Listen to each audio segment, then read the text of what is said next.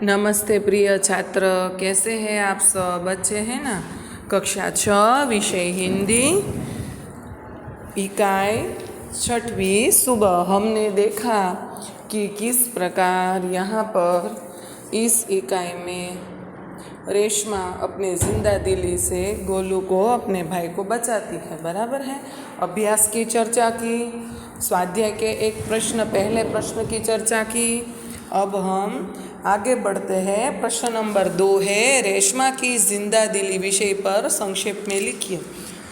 तो इसके बारे में हम लिख सकते हैं कि रेशमा जब बहुत छोटी थी तब वह पोलियो की बीमारी का शिकार हो गई थी। उसकी शारीरिक बाधाएं कभी भी उसकी जीवन में बाधा न उत्पन्न कर सकी। रेशमा अपने सब दैनिक जो कार्य थे वो अपने आप कर लेती थी, किसी की भी मदद नहीं लेती थी। इतना ही नहीं, उससे हो सके वो सारे काम अपने घर में अपनी माँ को मदद करती थी। जब दिवाली का समय आता है तब वह घर के कामों में भी अपनी माँ की मदद करती है, बाज़ार से सामान लेने भी जाती है। और इतना ही नहीं, उसकी जिंदा दिली तो तब दिखाई देती है जब दो पहिए वाली गाड़ी पर भी बैठे हुए भी अपने भाई गोलू को वह ज़ोर से धक्का मार के, अपनी पूरी ताकत लगाकर ज़ोर से धक्का मारकर उसे जलने से बचाती है। इस प्रकार ऐसी घटनाओं से हमें पता चलता है कि रेशमा वह जिंदा दिल व्यक्ति थी, जिंदा दिल उसका चरित्र था। प्रश्न 3 है, नीचे दी गई घटनाओं को कहानी के क्रम में लिखिए। तो यहाँ पहला वाक्य आएगा कि तीसरा है ना, वो पहला आएगा, रेशमा बाजार से सामान लाई। चौथा है वो दूसरा आएगा, रेशमा का घर दियों से झिलमिल प्रकाश से जगमगाने लगा। फिर पांचवा है वो तीसरा आएगा, गोलू अपने दोस्तों के साथ पटाखे छुड़ाने में मस्त था। चौथा ये आएगा, दूसरा है वो चौथा आएगा, रेशमा ने गोलू को जोर से धक्का मारा। बराबर है। उसके बाद पांचवा आएगा, माँ ने रेशमा से कहा कहीं चोट तो नहीं लगी। और पहला है वो अंतिम आएगा, सबने रेशमा की पीठ थपथपाई। अब है प्रश्न नंबर 4, निम्नलिखित मुहावरों के अर्थ देकर वाक्य में प्रयोग कीजिए। आंखों का तारा होना। तो आंखों का तारा होना, बहुत प्यारा होना। रेशमा घर में सबकी आंखों का तारा थी। हाथ बटाना, तो इसके अर्थ यहाँ दिए गए हैं, काम में मदद करना। तो रेशमा दिवाली के समय पर अपने माँ को काम में हाथ बटाती थी। पीठ थपथपाना, तो रेशमा के कार्य से सब घर में सब लोगों ने उसकी पीठ थपथपाई। पीठ थपथपाना माने शाबाशी देना। प्रश्न नंबर 5 है, उदाहरण के अनुसार शब्द का उपयोग करके वाक्य लिखिए। की और की, जो ह्रस्व की है उसका अर्थ होता है, हिंदी में कहते उसने कहा, की એને કીધું કે, જ્યારે ઈ કે આવે ને ત્યારે રસ્વ કે આવે, અને ની ના નું નું ને એનું એની, આપણે ગુજરાતીમાં કે ઉસकी उनकी, उसके लिए दीर्घ की आता है। तो पहले उसने कहा कि वह निर्दोष है। मैंने नवीन की सहायता की। उसी प्रकार यहाँ इसलिए और ताकि, मैं आज जल्दी उठ गया इसलिए विद्यालय समय पर पहुँच गया। ताकि, मैंने मेहनत की ताकि मैं असफल न हो। उसी प्रकार है क्योंकि और जबकि, आज मैं देर से उठा क्योंकि मेरी तबीयत अच्छी नहीं थी। और उसके बाद है जबकि, शारीरिक बाधा रेशमा के कार्यों में कभी आड़े नहीं आई, क्योंकि जबकि वह जिंदा दिल थी। ऐसा भी कह सकते हैं कि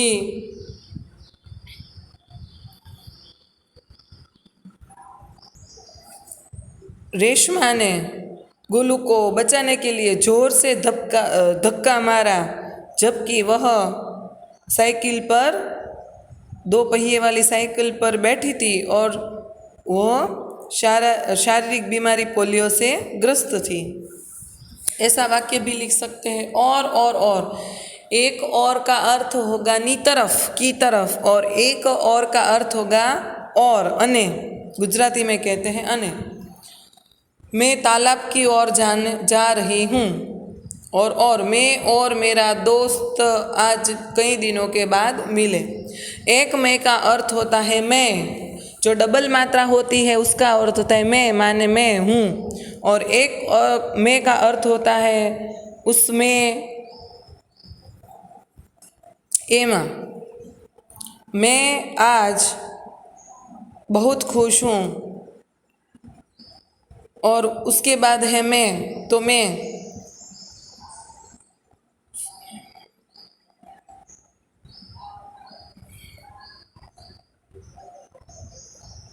उसमें खाना रख दो। प्रश्न नंबर 6 है, नीचे दिए गए वाक्यों का वचन परिवर्तन कीजिए। माँ ने मिलते ही मेरी खुशी का ठिकाना न रहा। माँ से मिलते ही हमारी खुशियों का ठिकाना न रहा। ऐसी कई घटनाएं मेरे साथ घटी है। ऐसी एक घटना मेरे साथ घटी है। परिचारिकाओं ने मरीजों की अच्छी तरह से देखभाल की। रात को हमने सुंदर सपने देखे। भूकंप के झटके आए, फिर भी हम नहीं घबराए। सबके वचन परिवर्तन मैंने कर दिए हैं। नीचे दिए गए शब्दों को चित्र में शब्द के क्रमानुसार लिखिए। तो पहला आएगा अंगूर, दूसरा आएगा आकाश, फिर उसके बाद आएगा अंगूर, आकाश, फिर उसके बाद आएगा तूफान, फिर उसके बाद आएगा निर्दोष, फिर उसके बाद आएगा भूकंप, मरीज, मेहनत, श्रेष्ठ और सुंदर। इस प्रकार यहाँ आपको शब्दकोश के क्रम के अनुसार शब्द लिखने हैं। अब है भाषा सज्जता। तो यह एक सुंदर चित्र है। आसमान में काले काले बादल छाए हैं। कुछ छोटे बड़े पेड़ हैं। ऊंचे पेड़ पर सुंदर फल लगे हैं। नदी में बहुत सा पानी है। पानी में रंग बिरंगी मछलियाँ हैं। नदी के पानी में कमल के 3 सुंदर फूल हैं। 2 नौका में से एक नौका किनारे पर पड़ी है। सफ़ेद बकरी हरी घास खा रही है। ग्वाला के हाथ में लंबी लाठी है। ग्वाले के हाथ, હવે उदाहरण यहाँ हम देख सकते हैं कि ग्वाले के हाथ में लाठी है, तो ग्वाले के हाथ में कैसी लाठी है? लंबी। तो लंबी यहाँ क्या हुआ? विशेषण। यहाँ लंबी शब्द लाठी की विशेषता माने गुण सूचित करता है। उसी प्रकार काले काले, छोटे छोटे, ऊंचे, सुंदर, बहुत सा, रंग बिरंगी, 3 आदि शब्द किसी न किसी संज्ञा शब्द की विशेषता सूचित करते हैं। इसीलिए संज्ञा शब्दों की विशेषता बताने वाले ये शब्द विशेषण कहलाते हैं। अर्थात बच्चों, जो शब्द संज्ञा या सर्वनाम की विशेषता बताता है, विशेषता माने वह लड़का छात्र है, वह लड़का होशियार छात्र है, तो होशियार है वह विशेषण है। तो ऐसे शब्द विशेषण बतलाते हैं। निम्नलिखित वाक्यों में से विशेषण छांटिए। तो रेशमा हिम्मती लड़की है, तो हिम्मती। छोटा बच्चा फिसल गया। कैसा बच्चा फिसल गया? छोटा। कक्षा में 10 लड़कियां बैठी है। कितनी लड़कियां बैठी है? 10 लड़कियां। उसकी हर सुबह नई सुबह होती है। कैसी सुबह होती है? नई सुबह। कुत्ता वफादार प्राणी है। कुत्ता कैसा प्राणी है? वफादार। तो वफादार विशेषण हुआ। इन वाक्यों में आप देखिए कि हिम्मती, छोटा, 10, फिर है नई और वफादार, ये सब विशेषण है। बराबर है बच्चों। अब आप देख सकते हैं कि यहाँ पर आपको दिया गया है कि आपको फटाने के जलाने में कौन कौन सी बात है वह ध्यान में रखनी है, वो आप अवश्य ध्यान में रखिएगा। हम पढ़ लेते हैं।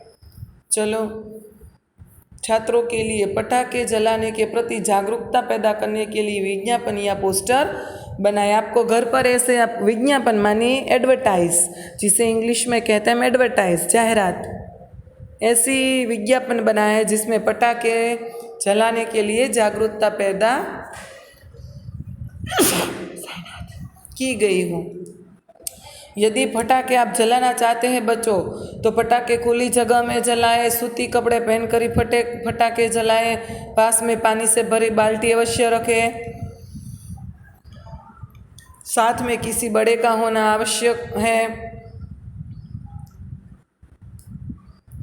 तेजी आवाज़ वाले पटाखे न जलाएं, जहाँ तक हो फुलझड़ी जैसे ही पटाखे ही जलाएं। बराबर है। और कुमालपाल देसाई क्रोध, जब आपकी लाइब्रेरी खुले, आपकी स्कूलें खुले, तब आप लाइब्रेरी में से अपंग के ओजस ये पुस्तक अवश्य पढ़िएगा। बराबर है बच्चों। यहाँ पर हमारी ये इकाई समाप्त होती है। आपको पूरा अभ्यास, स्वाध्याय, फिर मुहावरे, शब्दार्थ और ये भाषा सज्जता पूरी लिखनी है अपनी फेयर बुक में। बराबर है। यहाँ पर हमारी 6वीं इकाई सुबह पूरी होती है। घर में रहिएगा, सुरक्षित रहिएगा। Bye bye.